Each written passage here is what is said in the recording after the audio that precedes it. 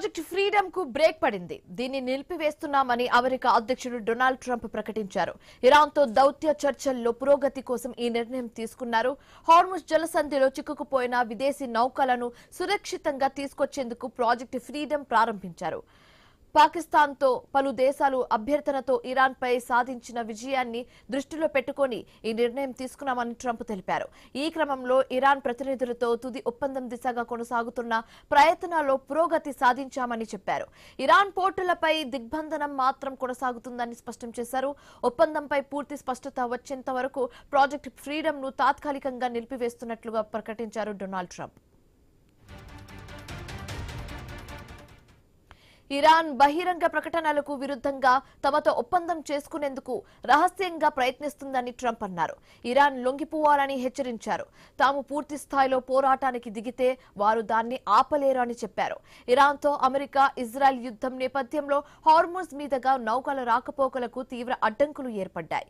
ఈ క్రమంలో విదేశీ నౌకలను జలసంధి నుంచి సురక్షితంగా గమ్యస్థానాలకు చేర్చే ఉద్దేశంతో ట్రంప్ ఇటీవల ఈ ఫ్రీడమ్ ప్రాజెక్ట్ ని స్టార్ట్ చేశారు. దీన్ని మానవతా చర్యగా అభివర్ణించారు.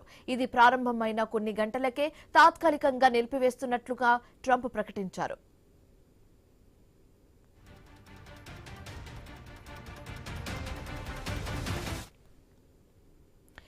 ప్రాజెక్ట్ ఫ్రీడమ్ కు బ్రేక్ పడింది. దీన్ని నిలిపివేస్తున్నామని అమెరికా అధ్యక్షుడు డొనాల్డ్ ట్రంప్ ప్రకటించారు.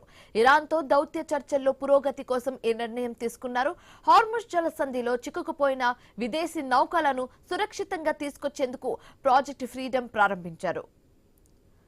అయితే పలు దేశాల అభ్యర్థనలతో ఇరాన్ పై సాధించిన విజయాన్ని దృష్టిలో పెట్టుకుని ఈ నిర్ణయం తీసుకున్నామని ట్రంప్ తెలిపారు. ఈ క్రమంలో ఇరాన్ ప్రతినిధులతో తుది ఒప్పందం దిశగా కొనసాగుతున్న ప్రయత్నాల్లో పురోగతి సాధించామని చెప్పారు. ఇరాన్ పోర్టులపై దిగ్బంధనం మాత్రం కొనసాగుతుందని స్పష్టం చేశారు.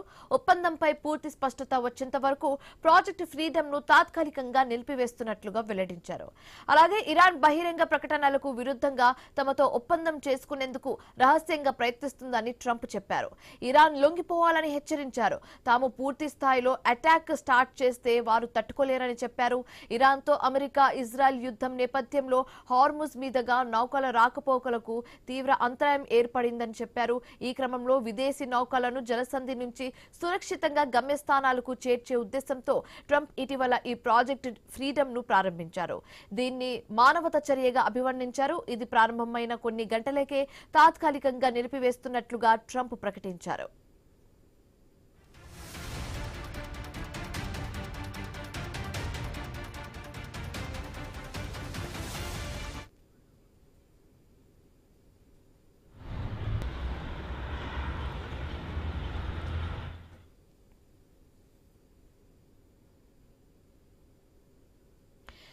ప్రాజెక్ట్ ఫ్రీడమ్ కు బ్రేక్ పడినట్లుగా తెలుస్తుంది. దీన్ని నిలిపివేస్తున్నామని అమెరికా అధ్యక్షుడు డొనాల్డ్ ట్రంప్ ప్రకటించారు.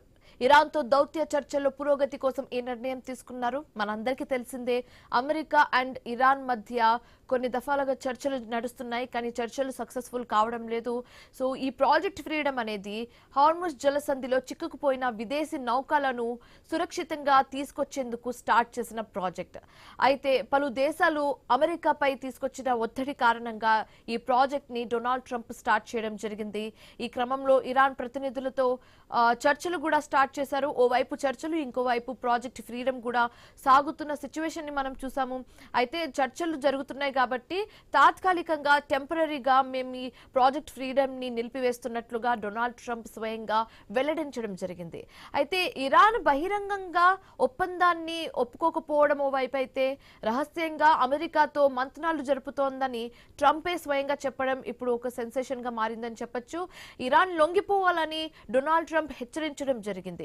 ఒకవేళ లొంగిపోకపోతే తాము పూర్తి స్థాయిలో పోరాటానికి దిగితే మాత్రం ఇరాన్ తట్టుకోలేని పరిస్థితుల్లో దిగజారిపోతుందని డొనాల్డ్ ట్రంప్ చెప్పారు. ఇరాన్ తో అమెరికా ఇజ్రాయెల్ యుద్ధం నేపథ్యంలో హార్ముజ్ మీదుగా నౌకల రాకపోకలకు తీవ్ర అంతరాయం ఏర్పడింది. దానికి సంబంధించిన సిచ్యువేషన్ ని కూడా మనం చూసాము.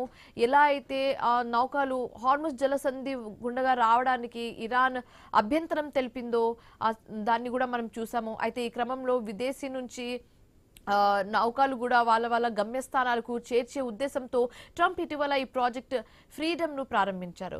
అయితే దీన్ని మానవత చర్యగా కూడా అభివర్ణించారు ట్రంప్. ఇది ప్రారంభమైన కొన్ని గంటలకే తాత్కాలికంగా ఇప్పుడు బ్రేక్ పడడం అనేది ఒక సెన్సేషన్ గా మారిందని చెప్పొచ్చు. సో దీనికి మెయిన్ రీజన్ ఓవైపు అమెరికా అండ్ ఇరాన్ చర్చలు జరుగుతుంది కాబట్టి ఆ చర్చల్లో పురోగతి రావాలన్న ఒకే ఒక ఉద్దేశంతో ట్రంప్ ఈ నిర్ణయం తీసుకుంటున్నట్లుగా తెలుస్తోంది.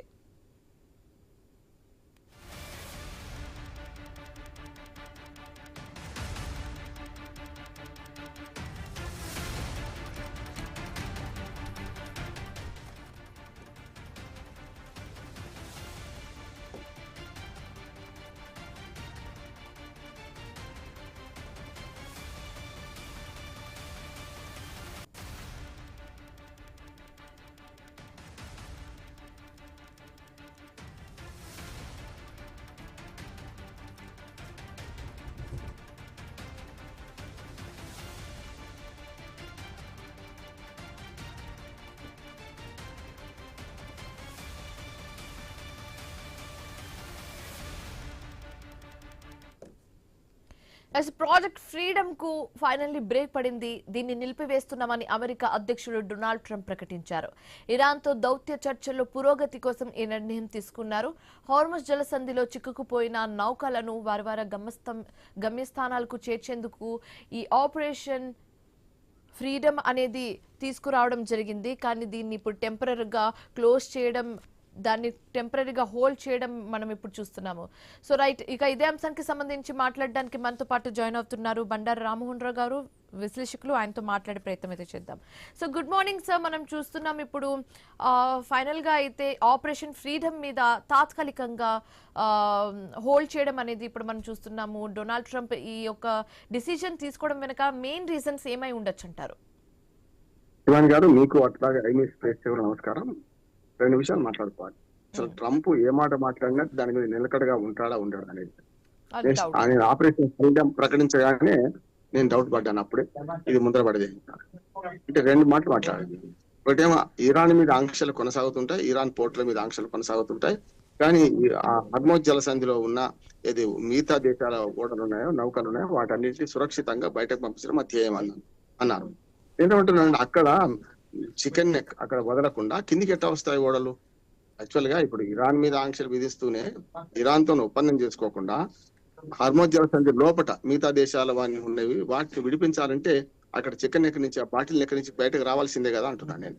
ఇప్పుడు ఆ లోపటనేమో వాళ్ళ ఆధిపత్యం ఉన్నది, ఆ హర్మోజ్ జలసంధి బయట మనకు అమెరికా ఆధిపత్యం ఉన్నది.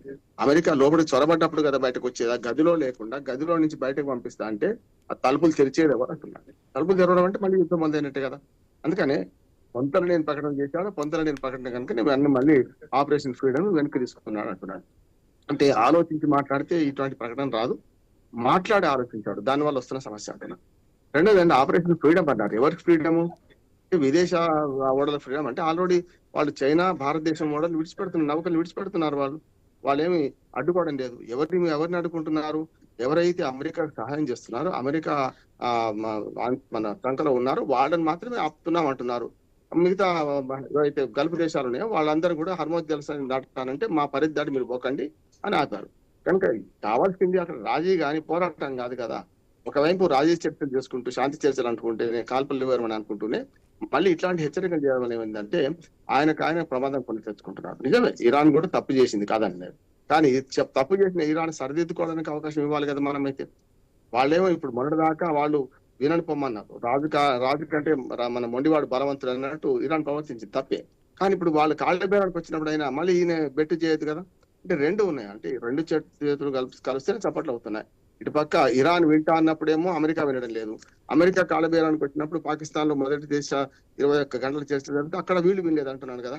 అందుకని రెండే, ఏం తేడా లేదు. దానివల్ల ప్రపంచం నష్టపోతుంది. మనకేమవుతుందంటే ప్రపంచం అంతా నష్టపోతుంది. మన భారతదేశం, చైనా లాంటిదన్నా కలిసి నిలదొక్కుంటుంది. కానీ పాకిస్తాన్, బంగ్లాదేశ్, శ్రీలంక, అసలు ఆఫ్రికన్ దేశాలు, శివాని గారు, ఆఫ్రికన్ దేశాలు అయితే కునారిల్లిపోయినాయి పూర్తిగా. ఇవాళ అన్నమో రామచంద్ర అనే పరిస్థితి తయారైంది అంటున్నాను. దయచేసి ఈ ఇద్దరు కూడా పట్టుబిడుపు ప్రకటించాలి.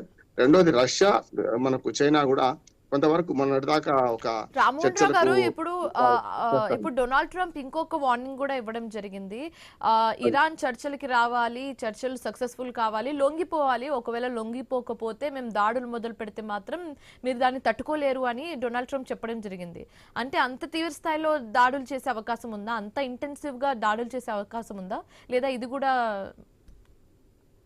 బెదిరింపులు అంటే తుంపిళ్ళ బలం అంటున్నాను నేను. నిర్ణయించేదే మాట అంటున్నాడు కదా, నేను లేస్తే మనిషిని కాదు, బయటకు వస్తే మనిషిని కాదు అంటున్నాడు కదా. మరి ఇప్పటిదాకా ఎందుకు చేయలేదు? చేయడానికి వీల్లేదు. ఒకసారి ఆయన ఇరాన్ మీద పిచ్చి చర్యలు తీసుకోవడం మొదలుపెట్టిందంటే రష్యా చైనా దిగుతుందంట. రష్యా అయితే డైరెక్ట్ యుద్ధంలో దిగడానికి సిద్ధంగా ఉన్నది, అది తెలుసు ఆయనకి. కనుక ఒకవైపు చర్చలు అంటూనే రెండో వైపు బెదిరింపులు. అంటే ఏది కరెక్ట్? అంటే చర్చలు అన్నప్పుడు బెదిరింపులు ఉండొద్దు.